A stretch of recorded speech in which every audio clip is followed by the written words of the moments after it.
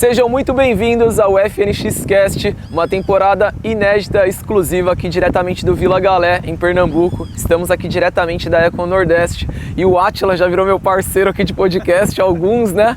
Muito obrigado aí pela presença, meu irmão. O podcast tá bombando aí, viu? Muita gente boa, entrevistando muita gente boa e uma satisfação estar participando aqui com você. Ainda mais que a gente vai falar desse cara aqui que tá representando um grande grupo, mas eu vou deixar esse spoiler para você aí. Hoje nós temos um convidado super especial. Ele é o maior distribuidor da região Norte e Nordeste, top 10 na Anamaco, e é com muita satisfação que a gente vai receber aqui o diretor de compras do Grupo Destaque. Seja muito bem-vinda. Muito obrigado pelo convite, pela honra, né, de participar do seu podcast, né, e falar um pouquinho do nosso negócio, né, acompanhado aqui dessa referência aqui, né, dessa celebridade do nosso segmento, né, que é o Átila. Prazer, Átila. Obrigado. A gente aqui agradece, tá, Aldeir, a sua disponibilidade. Eu vi que você chegou, você estava no hotel, mas estava recebendo a sua esposa, você abriu um espaço aqui e a gente ficou muito feliz. E aqui é Grupo Tupã, Destaque Tupã Dispam, atacado, home center e distribuição. É potência. Bondade sua, né? A gente top 6. Partir de Serra Talhada, lá do Sertão, Isso. 42 anos atrás, chegar onde a gente chegou, realmente a gente só tem que agradecer. Tem que agradecer a Deus e a tanta gente que esteve conosco nessa jornada aí, fornecedores importantes, né, grandes colaboradores, né, e assim, a gente não tem a não ser agradecer, acho que não tem mais o que, só isso, agradecer, trabalhar, continuar trabalhando e buscando aí os espaços que a gente acha que pode ocupar. Legal. E antes de saber um pouco dos bastidores dessa história de sucesso, né? Para quem ainda hoje não conhece um pouco do grupo, se você puder explicar um pouco mais para nós. O Grupo Tupã, ele nasceu em 1983, lá em Serra Talhada, né? Uma cidade do sertão de Pernambuco, né? Uma cidade hoje próxima a 100 mil habitantes, né? Se tornou uma cidade importante do estado. Mas na época que nós começamos era uma cidade que acho que tinha, eu vou chutar aqui, mas era 50 mil habitantes no máximo, aproximadamente. E a gente, de certa forma, contribuiu. Nós chegamos a gerar, acho que, em torno de 600 empregos em Serra Talhada, né? Então, depois da prefeitura, o maior empregador na época, né, fomos nós.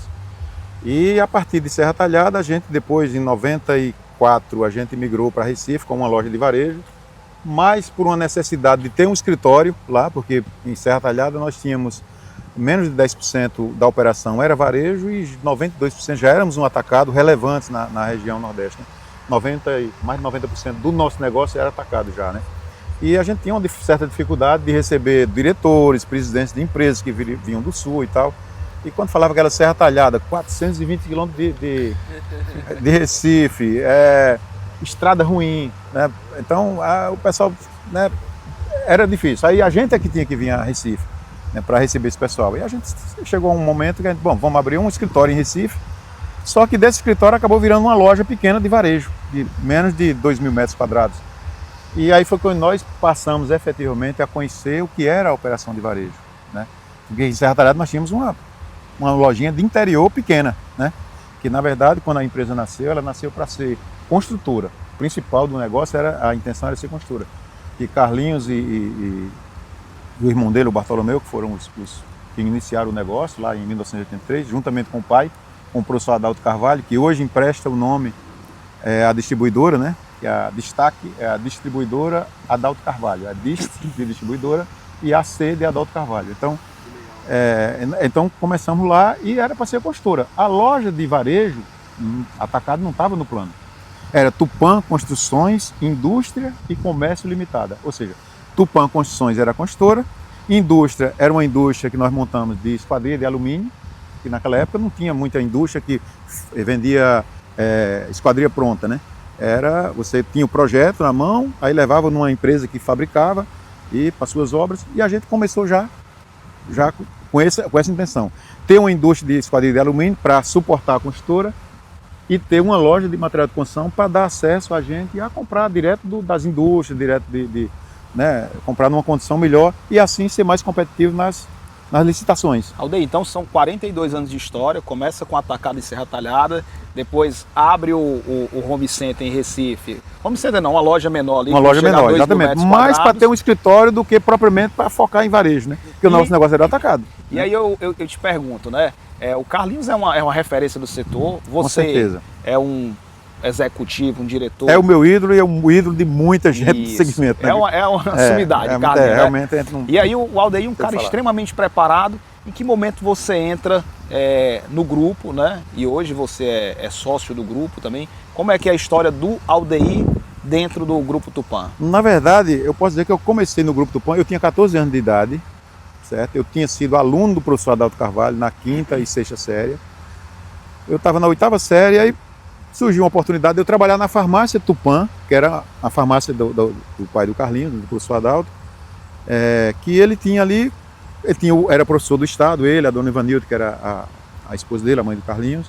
Né? Ela era diretora de uma escola e ele era professor do Estado e tinha a farmácia. E eu comecei a trabalhar na farmácia. Então, trabalhei 5 anos. Tinha comunicado a ele no início do ano que no final do ano eu ia embora para São Paulo, porque eu recebia lá, ganhava lá um salário mínimo. Era uma farmácia pequena, né? No interior. Não tinha muito o que sonhar. Né? Então, eu era a pessoa de confiança dele. Né? Ele viajava muito para Recife, porque os filhos estudavam todos em Recife. E aí ele viajava para dar suporte lá aos filhos e eu ficava lá na farmácia tomando conta, né? Tomando conta da casa dele, que a casa dele tinha sido invadida 3 vezes, então ele não deixava mais a casa só. Então eu acabava ficando lá também na farmácia, abrindo e ficava lá na casa para ter uma luz acesa. Então eu ficava lá meio que vigiando a casa também. Ou seja, era, assim, ele me adotou realmente. Eu não posso... eu não sei, a coisa de Deus, não sei, me colocar naquela família e me proporcionar tudo que me proporcionou até hoje. Então, eu nunca imaginei ser sócio da empresa, né? Então, comecei 5 anos na farmácia. Quando foi abrir a Tupã, eu tinha avisado a ele no início do ano, eu estou terminando meu curso, meu primeiro curso foi técnico em agropecuária, nada a ver com era o que tinha lá. Eu fiz até o 3º ano, que era o ano que você terminava o 2º grau, que valia como habilitação básica em agropecuária e funcionava como o 2º grau. E aí você podia fazer vestibular e tal, e seguir, ou você poderia fazer mais um ano técnico, só com matérias focadas na agricultura, na agropecuária. Aí eu fiz, não tinha o que fazer, né? E fiz. E aí quando chegou, eu disse, bom, aqui eu não tenho muito o que sonhar. E eu tinha muitos parentes, tios, primos, tal, que saíam semi-analfabeto da zona rural de Serra Talhada, ia para São Paulo, 2 anos voltava ganhando dinheiro e tal. Eu digo, poxa, eu estudei, eu tenho 5 anos de experiência, sei comprar na farmácia e tal. Não sou muito burro, né? Então acho que eu vou me dar bem em São Paulo. E aí anunciei a ele, professor, arruma uma pessoa para me substituir no final do ano, que quando eu terminar meu curso no final do ano, que era o curso de agropecuária, aí eu vou embora para São Paulo e isso eu deixar alguém no meu lugar. Aí ele foi, uns 2 meses depois, foi e me disse, daí, os meninos estão terminando engenharia em Recife e eles vão voltar para cá, vão montar uma construtora e tal, e eles vêm conversar com você. Aí eu conversei, não me lembro agora se foi Carlinhos ou foi Bartolomeu na época. Aí ele foi e disse, não, fique, a gente vai precisar de uma pessoa de confiança, porque a gente, em construtora naquela época, lidava com muito dinheiro, e era dinheiro vivo para pagar a peãozada, levava no final de semana, então a gente vai precisar de uma pessoa de confiança e a gente monta um negócio. Se der tudo certo, a gente vai melhorando sua condição e à medida que o negócio for crescendo, vai melhorando para você. Ele, tá bom, então. E até eu nunca precisei pedir um aumento de salário, então realmente o negócio começou a dar certo, começamos com construtora e com o comércio. Em menos de 1 ano, eu não sei exatamente quantos meses depois, a gente começou a fazer atacado por necessidade, e a gente tem como premissa, como um dos princípios da empresa, um dos valores que a gente cultiva, é pagar em dia, não pagar atrasado a fornecedor nenhum, nem fornecedor, nem funcionário, governo. Até hoje a gente tem isso como um principal valor que a gente cultiva, né? Então, começava a enxergar que ia vencer a duplicata e a venda pode ser que não chegue, Carlinhos, vendedor que é, né? Então, enchia ali a mala de amostra de produto e tal, saía na região, lá em prefeitura, em tudo, e os prefeitos da região eram tudo amigo do pai dele, do professor Adalto, tinha maior consideração. E aí saía vendendo em prefeitura e tal, em construtora, então graças a Deus deu certo. E uma das vezes a gente preparou uma lista de produtos que a gente tinha um estoquezinho a mais, entregamos a um vendedor que era representante de farmácia, que tinha sido inclusive meu colega na farmácia, foi funcionário da farmácia Tupã, e ele era vendedor de uma distribuidora. E aí nós demos essa lista de produtos para ele oferecer nos materiais de construção da região, que primeiro foi o Baixo Sertão de Pernambuco, ali Afogado da Engazeira, Tabira, São José do Egito, tal, Carnaíba. Ele voltou com um monte de pedido, a gente entregou numa caminhoneta na F100 em Jandira, né, que é histórica na empresa. Na semana seguinte, aí ele veio atrás, não tem mais lista daquela? Não tem, fizemos outra. E aí a outra já não foi uma Jandira, tivemos que mandar numa F4000, numa caminhonete. E daí por diante, a história, chegamos até aqui. Então, e aí fomos ampliando a abrangência e fomos para Paraíba, e fomos para Ceará. Já estava em Jati, já estava em Paulo Afonso na Bahia, então daqui a pouco a gente... Hoje atende quantas cidades no total? Hoje nós temos em torno de 1.500 municípios que a gente atua.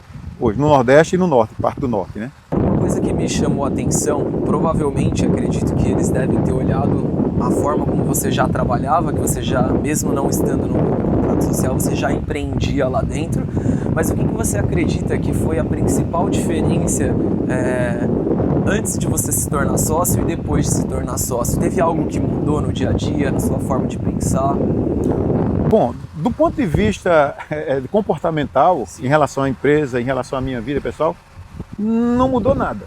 As pessoas que me conheciam desde sempre e que me conheceram logo em seguida e me conhecem hoje, sabem que eu não tive nenhuma, do ponto de vista de comprometimento com o negócio, não mudou nada. Porque eu acho que o que me credenciou a, de repente, me tornar sócio da empresa, onde eu sinceramente nunca sonhei, nunca trabalhei por isso, nunca pensei nisso, até porque logo que a empresa começou, 2 anos depois, o professor Adalto faleceu tragicamente num acidente, né? Então a empresa estava bem no início, isso assim deu uma desestabilizada grande emocionalmente em Carlinhos, principalmente, que era muito ligado a ele. Então Carlinhos sempre fala, Carlinhos ainda mesmo, né? Quando fala hoje se tudo emociona, ele fala, né? Se emociona, porque ele não sai de casa sem é o guia espiritual dele, como ele fala, né? Então ele não sai de casa sem consultar, sem falar, porque realmente era uma referência. O professor Adalto era uma pessoa diferenciada, sabe? Era um ser humano iluminado, né? Eu tive a sorte de ter tido esse contato com ele como meu professor, e depois ele como meu patrão, né? E depois Carlinhos, né, que assumiu, porque na verdade as minhas cotas foi cedida por Carlinhos, das cotas de Carlinhos, porque depois que ele faleceu, então aí todo mundo virou sócio da empresa, que antes era Carlinhos, Bartolomeu e o professor Adalto. Então todo mundo virou sócio. E para ele me colocar como sócio, que era uma empresa familiar, como é que eu ia imaginar? Era pai, era mãe e 5 filhos sócios do negócio. Então onde é que ia caber um sócio externo? Não caberia. E aí um belo dia, em 96, na festa de confraternização da empresa, aí Carlinhos, eu não sabia de nada, né? Então, e eu era o confidente, tudo que ia acontecer na empresa eu estava por dentro. Aí de repente a gente na mesa ali, a mesa formada, e ele começou um discurso lá para os funcionários, para todo mundo, que o negócio foi naquela época de muitas joint ventures, as empresas se unindo para uma dificuldade danada, né? Tinha recém saído daquele período inflacionário gigante, tinha passado pelo URV, pelo Plano Real, estava no início, né? Estava aquele movimento. E aí Carlinhos, não, porque a gente, né, o mercado está difícil, tá vendo aí, a gente precisou buscar um sócio externo e tal, uma conversa, eu olhando para ele, pô, sócio externo, ele não me falou nada, que sócio é esse que eu não tô... Aí tal, e o nosso sócio eu vou trazer para apresentar vocês, é Aldeir. Então, assim, foi uma emoção, foi uma emoção, eu fiquei sem palavras, realmente, não imaginava, foi uma surpresa total, absurda. E, logicamente, para chegar nesse ponto, ele alinhou com toda a família, com os irmãos, com Bartolomeu, com Elizabeth, com Diógenes, com Dona Ivanildo, com Antônio Cláudio, que não era sócio, mas não fazia parte da gestão. Mas todo mundo concordou e eu virei sócio do negócio. Então, eu saí do livro de registro de empregados e passei para compor o quadro societário da empresa. Aldeir, que história bacana, né? Que história legal, viu? Assim, a gente conhece muito a história do Carlinhos, também sabe do profissional que você ser admirado por muita gente. Agora, eu estou muito feliz de conhecer essa tua história narrada em vários detalhes, né? Tem um ponto que a gente estava conversando até mesmo antes de vir, que é esse nosso mercado super desafiador. E vocês têm a destaque como uma empresa muito forte do grupo. Quais são os desafios hoje desse mercado do atacado Aldeir? E do varejo também, como é que você está enxergando aí? Olha, a gente está num momento realmente de muita preocupação pela insegurança que a gente vê na perpetuidade do negócio. Eu sei que a gente vai, porque sempre vai ter alguém comprando, vai ter alguém vendendo. Eu sei que atacado, ele é necessário. Essa figura na cadeia, do nosso segmento principalmente, que eu conheço, né, ela nunca será irrelevante. Ela pode perder ali um protagonismo aqui, lá, mas ela vai ser sempre muito relevante.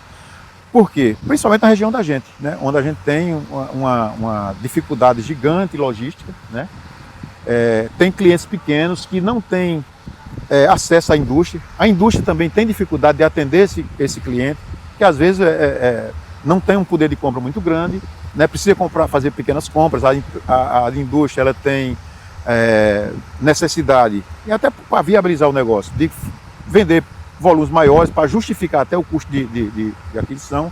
Então, o distribuidor ele é muito necessário, o atacadista é muito necessário. O cara que está começando um negócio, por exemplo, ele não tem crédito em lugar nenhum, então quem é que dá o crédito? O atacado. E o cara precisa montar um negócio, ele começa pequenininho, quem é que consegue oferecer condição e um mix, um abastecimento para esse cliente pequeno que está começando? É o atacado. Então, ou seja, ele nunca vai deixar de ser importante, de ser relevante. Eu acredito que vai ter sempre alguém comprando, alguém vendendo e seja nós.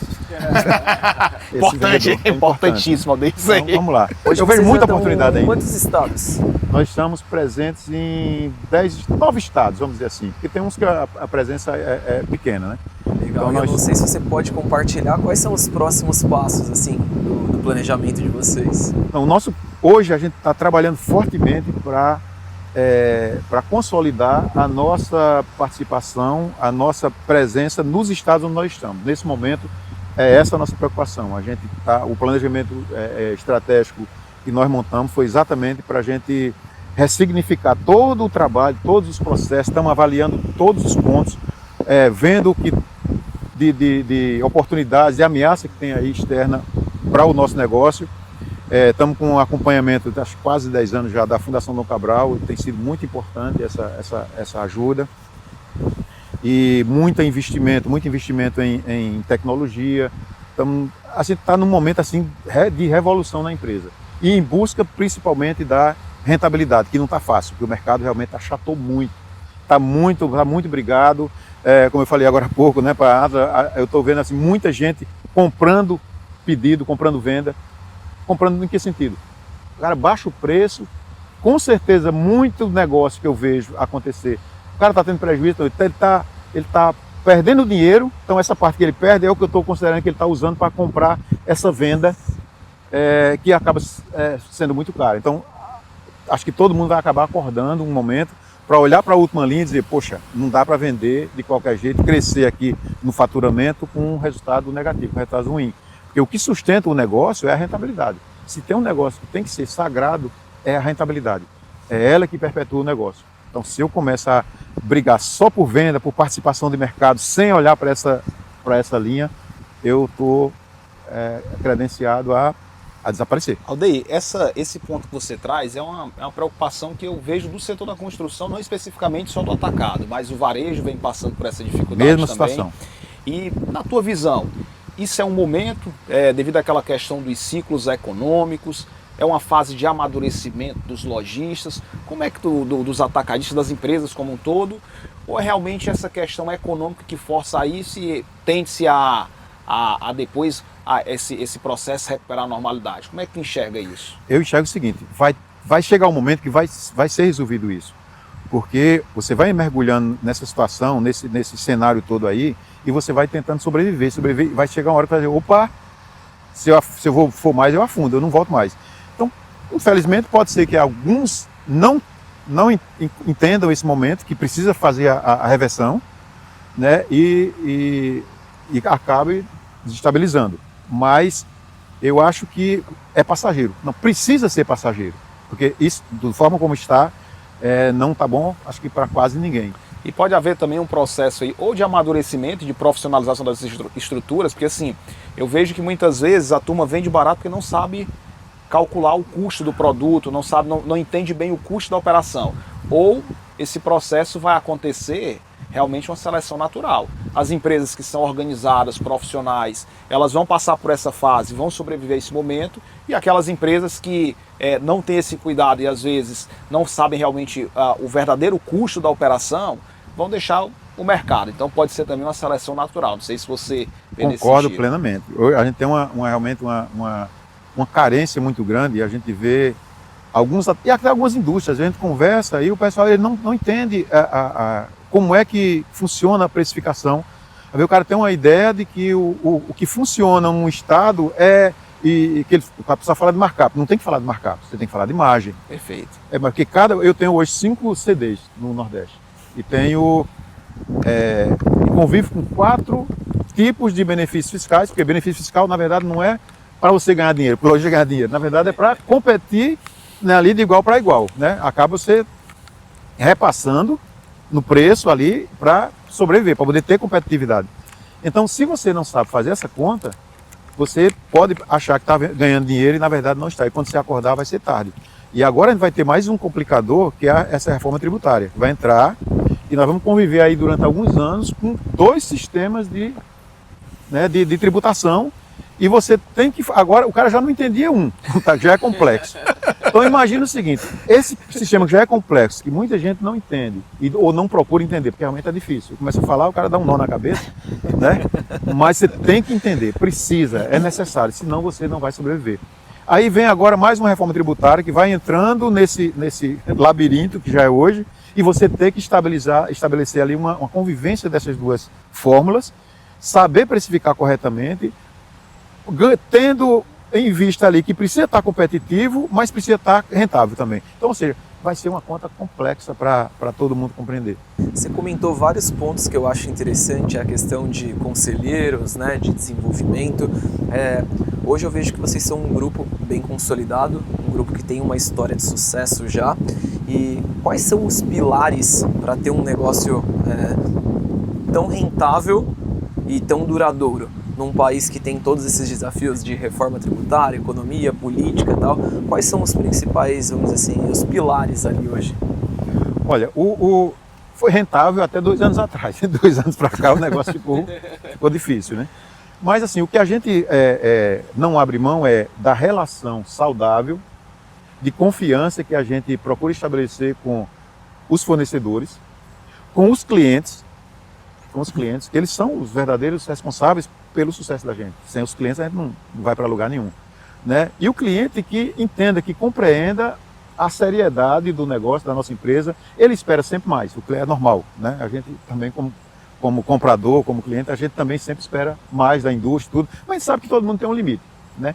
Então, essa relação, esse relacionamento que a gente estabelece de confiança, de preocupação, não só com o meu negócio, se está bem para mim, ótimo, mas tem que estar bom para quem está comigo, para meu representante comercial, o representante da indústria. A gente sempre respeita o representante. Eu nunca dei bypass em representante. Às vezes o cara vem me propor alguma coisa nesse sentido, eu digo, olha, eu acho simples, você tem que estabelecer se isso vai ser bom para a sua empresa. Eu acho que não, o representante precisa ser um aliado do negócio. Então a gente sempre tem esse cuidado de preservar na relação, todo mundo estando bem, todo mundo entendendo e todo mundo querendo contribuir, querendo nos ajudar. Então eu acho que isso é o principal fator que nos trouxe até hoje. São as relações verdadeiras, né, e comprometidas com o resultado que a gente demonstra com todo mundo que se relaciona conosco. E em nome da nossa empresa, ninguém está autorizado a ludibriar ninguém, dar um prejuízo a um cliente que seja, a um funcionário, ao governo, seja um representante. Então a gente tem isso como dinheiro nenhum paga, sabe, essa nossa postura. Foi isso que nos trouxe até hoje, até aqui, e eu acho que no dia que eu precisar abortar esse comportamento, sabe, essa postura, eu não tenho mais razão de estar aqui. Gustavo, é por isso que assim, a gente, sempre que fala de Carlinhos, de Tupã, de destaque, onde você conversa, são pessoas admiráveis, é uma empresa inspiradora, né? Então, quero parabenizar Aldeia, você, a todo o grupo Tupã, por essa visão, pelo profissionalismo e por essa responsabilidade social que vocês têm. É isso que faz vocês tão gigantes, né? E faz vocês também tão queridos. Tá, muito obrigado. Muito obrigado. Se não for assim, não tem sentido de estar aqui. Obrigado pela... Caminhando aqui para a reta final do nosso podcast, que no final, imagina que hoje você tivesse o poder de levar uma mensagem para toda a humanidade, um recado, uma lição de vida, o que você gostaria de dizer? A humanidade hoje está tão perdida e acho que a gente tem que voltar, tem que revisitar os nossos princípios ali, os valores que trouxeram a gente até aqui. Porque se a gente olhar para o futuro e tentar embarcar, sabe, nessa nave que estão construindo aí para levar a humanidade, eu não sei para onde é que a gente vai chegar. Então eu diria que olha para si, olha para dentro, acredita mais em Deus. Eu acho que Ele vai ser a referência, sabe, da humanidade, do ser humano. A gente precisa se voltar mais, respeitar, né, todo mundo, respeitar a família, voltar a ter aquela hierarquia, o pai, sabe mais que o filho. Então o filho precisa olhar para o exemplo do pai e sabe, seguir e tentar perpetuar aqueles valores que nos trouxeram até aqui. E a gente vê que sem isso, sabe, a gente não vai para lugar nenhum, não. Isso vale para os negócios e vale para a família e vale para a sociedade como um todo. Sensacional, encerramos aqui com uma aula, uma lição de vida, uma história muito inspiradora, uma salva de palmas. Obrigado. Muito obrigado. Essa é a nossa história. Mas o podcast passou rápido, começou de dia, terminou de noite e olha, fluiu o assunto, viu? E foi só improvisando. Obrigado. Só improvisando. A luz, tá, no final deu tudo certo. Parabéns, viu, pelo como você tem conduzido, tem, sabe, ajudado o nosso segmento, nosso setor. Então você realmente tem sido assim um catalisador para elevar o nosso segmento. E muito obrigado por você se dedicar tanto a essa causa, que é a causa do nosso segmento. Aldeia, assim, eu basicamente nasci no setor da construção, né? Meu pai tem mais ou menos 38 anos de empresa, de negócio, de setor da construção, e eu tenho 37 anos, né? Então a gente vive, a gente passa a ter um carinho especial e eu gosto muito dessa visão de que o setor da construção tem que estar coeso, pensando em como a gente vai fazer para todo mundo avançar e avançar de forma sustentável. E fico muito feliz, por exemplo, de estar no momento desse, porque o Gustavo, o Grupo Pirâmide também tem muito essa filosofia, né? São jovens, talentosos, que honram pai e mãe, isso que você falou é fundamental. E a gente, a cada geração que muda, essas gerações precisam identificar quais são os valores, os pontos que trouxeram cada pai, cada mãe até onde eles estão, né? Leva as empresas até onde elas chegaram, até o momento. E ao mesmo tempo também é o seguinte, essa nova geração também ela precisa colocar o talento dela em prática, mas não vai ser da noite para o dia. Não. Tudo é uma construção, né? E eu vejo também isso aí no Gustavo, o carinho, o cuidado que ele tem pelos pais, essa transição que é feita. E isso também é um ponto que me inspira muito. Eu vi a sua história, certamente, Gustavo, a gente sai daqui com outra mente, né? É um momento de aprendizado, a gente vê a experiência aliada, por exemplo, a essa pressão, esse entusiasmo, essas novas ideias que vão fazer o nosso setor chegar cada vez mais longe. E os bons vão sempre estar ganhando espaço aí, fazendo acontecer. E é isso, turma. Chegamos ao fim de mais um episódio, final da temporada FNX Cast. Vejo vocês na próxima. Muito obrigado, pessoal. Valeu demais. Obrigado, valeu, pessoal. Um abraço.